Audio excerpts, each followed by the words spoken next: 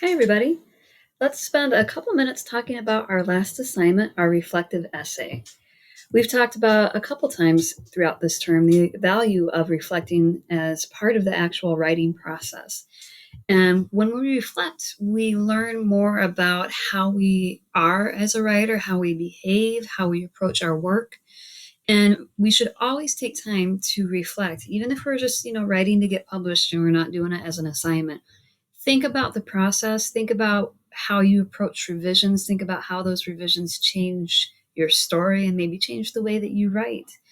So, what exactly are we doing with this assignment? Let's take a look at our rubric. It's a little bit of a long one, so there's quite a bit for us to go over. Apologies. What we're doing with this assignment is writing 2 to 3 pages, though of course you can write more. Remember, there's no high-end limit in this class. You can reflect as long as you want, but let's hit the minimum page content of 2 pages. And what we are actually doing is acknowledging the role of revision in the writing process, looking at the various techniques that we used, that we gathered and learned about from the various stories that we've read, and how we applied them in our own writing.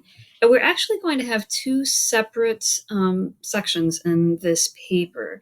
Again, we want it to be 2 to 3 pages of reflective writing, so you're writing about your experience. So go ahead and use I think, I feel, and whatnot. And the first section we're going to discuss specifically is techniques. We've learned a lot of techniques through the course of this term, which is, super awesome that we're able to, explore so many different writing styles and writing approaches. And what we touched on in class is just like a tiny little bit. There are so many different strategies to approach in our writing. But what we want you to do for the techniques part of this paper is to sort of focus on what we did explore as a class using the stories that we used. Specifically, I want you to describe the short stories that you analyzed during this course that had the most significant impact on your writing. Which of these stories influenced how you wrote? Maybe after reading Some Like a Girl Diaries, for example, you switched up your point of view. So talk about which stories and describe how those stories impacted and influenced your writing. The next thing that we're going to look at is explore why these techniques are successful for the author and why they're successful for you. So we'll talk about the techniques that impacted and influenced you, and then let's talk about why they're successful. The third part of the first part of this assignment is going to be you telling us how you incorporated these techniques into your own writing using a specific example. So falling back on Some Like a Girl Diaries, maybe you did change your point of view. So show us a specific example of how you changed from one point of view to the other. And again, connect it back to how it's successful. The next one that we want to talk about is your audience. I know that we have not expressly explored audience in this term, but you have an audience in mind. You have a demographic that you're reaching. Even if you never really thought about it, the style of writing that you have will appeal to a specific audience. So who do you think that is? Who are you writing for? And as a little caveat, you are not writing for me. I am just the person who reads your writing and assesses it. And maybe if you're writing a trashy romance novel, because we know how much I love those, I would be your target audience. But don't just reply about your audience as though it were just me. Who is your target audience? And how have the techniques that you've incorporated into your writing, how does that engage your audience? How does it meet their expectations? And then we want to discuss what techniques specific to fiction that you had the most difficulty with.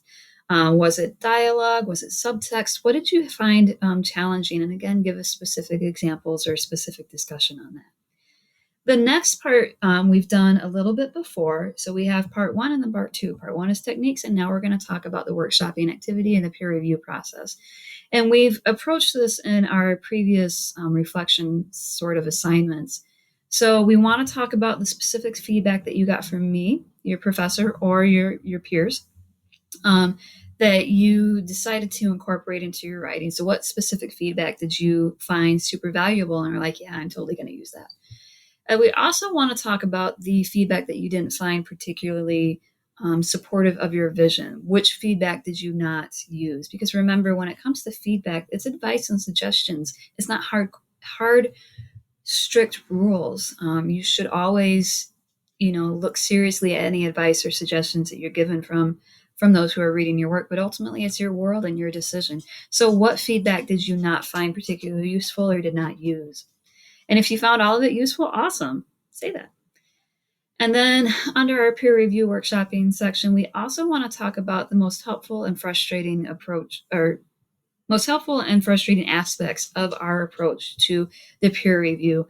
Workshopping is something that is super common in fiction writing. If this was your first experience with workshopping, awesome. It would likely will not be your last if you pursue publication.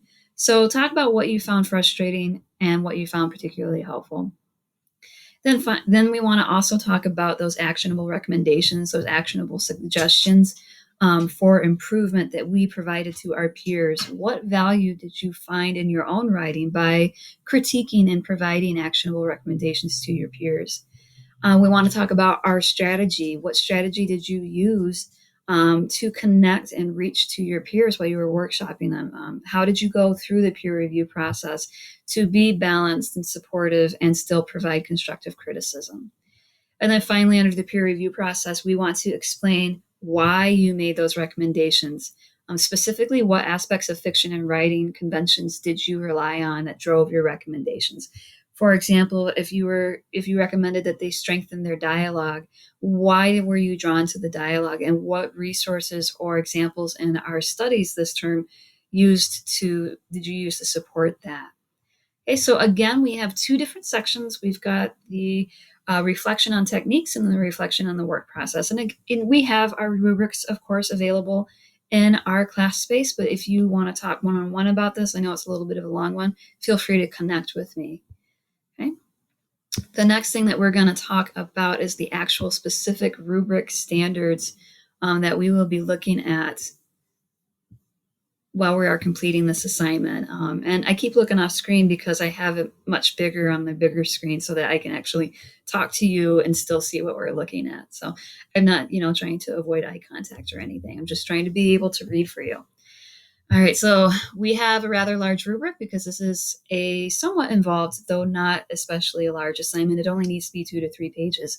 So let's make sure that we are hitting those critical elements fully. The first critical element is under technique. We want to talk about the most impactful. Okay, so which technique did we explore? Which story was the most impactful one that you had out of the term? And then we want to talk about which specific technique that we explored influenced your short story. The third critical element under techniques is what makes those techniques that you were drawn to in the stories we read successful? Like, why do they work for those authors? And why and how can they work for you as an author? Then the techniques section continues with incorporated. Which techniques did you incorporate into your own writing? Perhaps, as we talked about, you were fascinated with the point of view approach in Something Like a Girl's Diary, and you emulated it and incorporated it into your own writing. Talk about what techniques you incorporated into your own writing. The next critical element we have under techniques is audience. I know we didn't talk a lot about audience this term, but who are you writing for? And how do you think your technique is going to fulfill their expectations of the short fiction that you are writing? We also want to discuss under technique, what techniques did we find particularly difficult?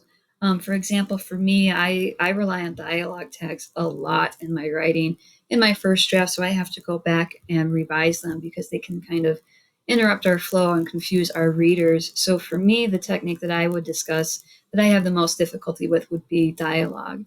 So tell us what you had challenges with and maybe how you overcame them. All right, let's switch to the next page. We have a 3-page rubric. How awesome is that? Kind of maybe on the low end of awesome, right?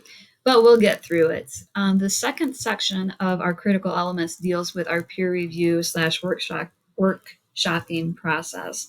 So we want to talk about what specific feedback we incorporated into our papers, whether it's from me or whether it's from your peers.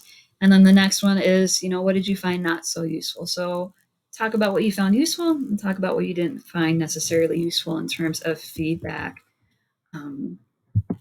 The next critical element under our peer review / workshopping is what did you find helpful and frustrating about the process? And again, this is somewhat familiar because we have approached these questions before with our previous reflection activities. So what did you find helpful and frustrating about this process overall?